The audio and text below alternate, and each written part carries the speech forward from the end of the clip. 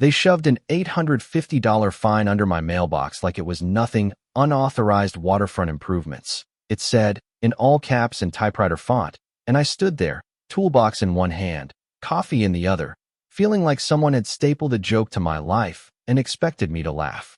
My name's Mason Reed. I fix things, docks, septic pumps, ugly fences people think are charming, and I've lived on the edge of Ashbrook Hollow for 12 years, long enough to know the sound of a loon on the pond and the smell of the mud when it finally dries in August.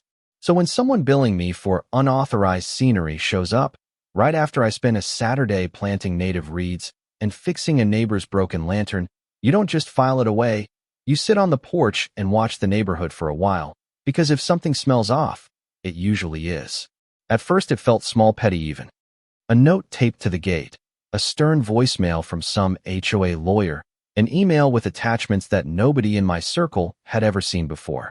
Then Linda, the property manager, told me their office had no record of the clause they'd cited, Section 9.2.4, and that's when the nausea began to settle in.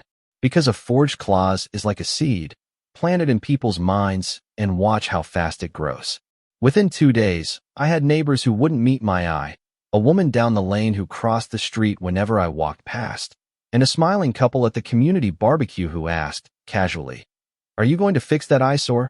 As if my tidy patch of native plants and a couple of solar lanterns were the moral failing of the century. When you're the kind of person who believes in papers and posts and property lines, and I do, obsessively you start looking. I dug up older covenants, carbon copies of the original restrictions, minutes from meetings that were written in Maggie's careful hand. Maggie, who's lived here 35 years and has every deed and driveway photo filed by date. The new 20-page addendum the HOA suddenly waved at me was a Frankenstein of legalese, stitched together with language that didn't match anything the county clerk had on record. It was specific, statistically precise pen strokes designed to look official. I remember flipping the page and feeling a strange, cold clarity. Somebody had created rules to make money, or make people move, or both. That was Act 1, the setup, the insult, the thin edge of escalation. Act 2 is where pride turns into stubbornness, and stubbornness into a plan. I called Vince Morales, the vice chair, a guy with a military jaw and a calm voice who'd always been the sort to fix a fence and then fix the mood on the porch afterward. He answered with confusion, then with silence, then with the kind of admission you only get when a man realizes he was reading someone else's script. "I thought it came from the board," he said, and then, quieter, "My signature's on a document I never saw." Once that phrase slips out, alliances shift, because nobody wants to be the last person who didn't see the train coming. We started slow, like anyone in a neighborhood does, emailing, demanding records, filing a formal request with the county. I remember midnight scrolling through scanned PDFs, Maggie on speaker telling me about meetings where chairs changed hands and where certain members suddenly showed up with hard suits and softer smiles. And piece by piece we found the pattern.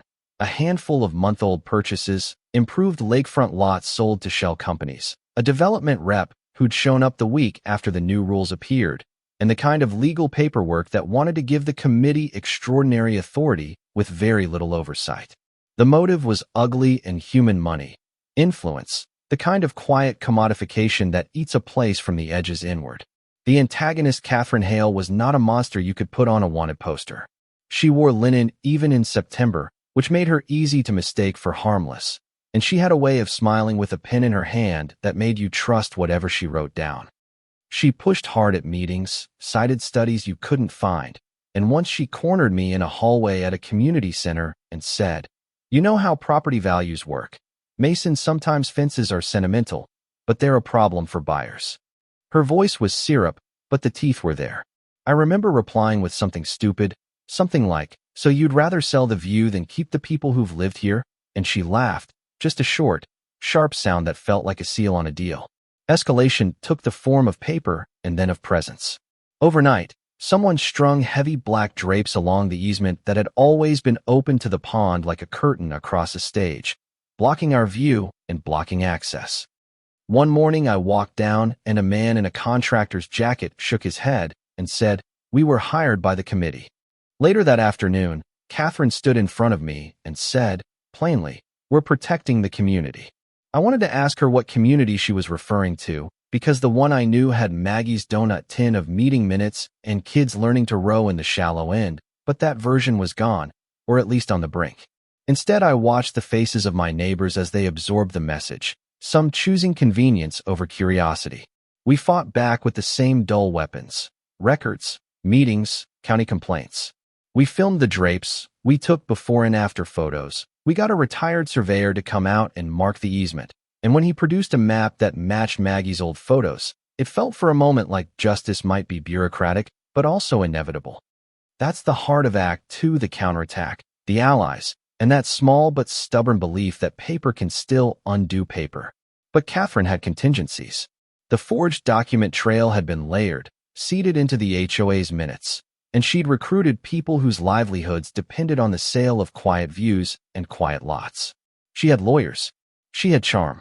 The real turning point came when Vince found an email chain, a single thread where a development rep congratulated a buyer on acquiring the necessary easement before the deed was even filed.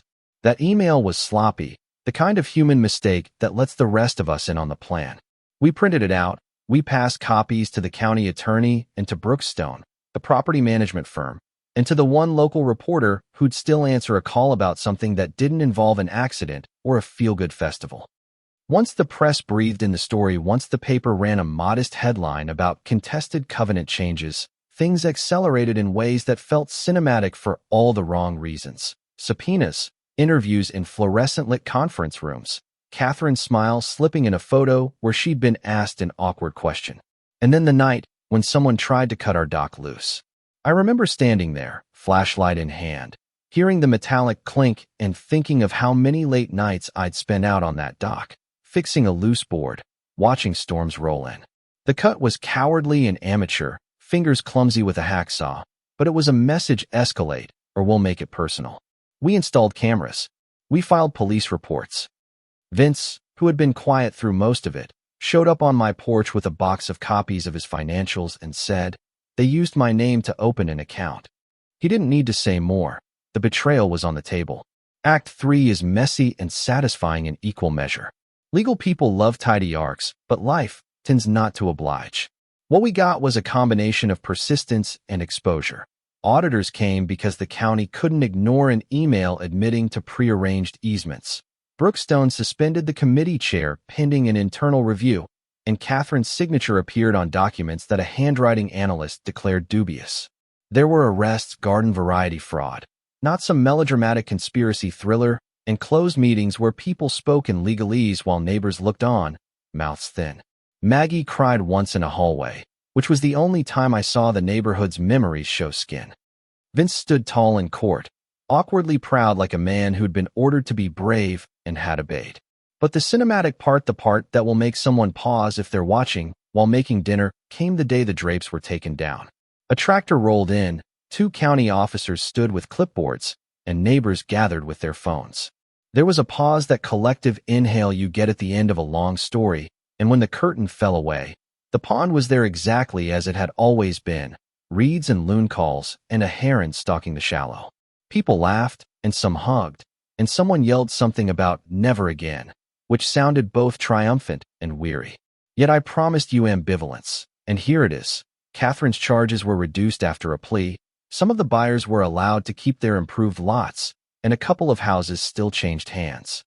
The community added oversight, but money always finds gaps in paper and sometimes finds new hands to fill them. I stood at the dock that summer, hands in my pockets, and watched a family, not children, no little ones, playing at my feet, because this story doesn't need that push a small rowboat out into the water. They looked nervous, happy, unconcerned with the history written on the edges of the pond.